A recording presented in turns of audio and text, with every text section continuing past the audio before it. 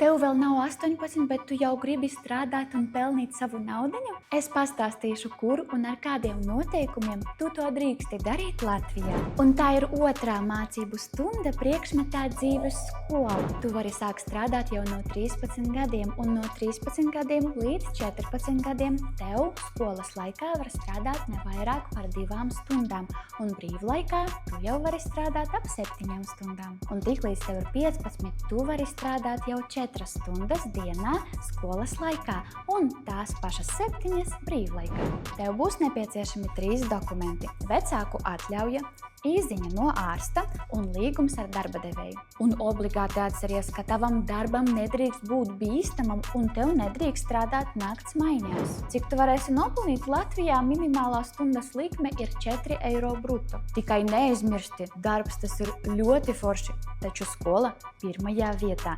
Mācies VSKLV un apvieno darbu ar mācībām skolā.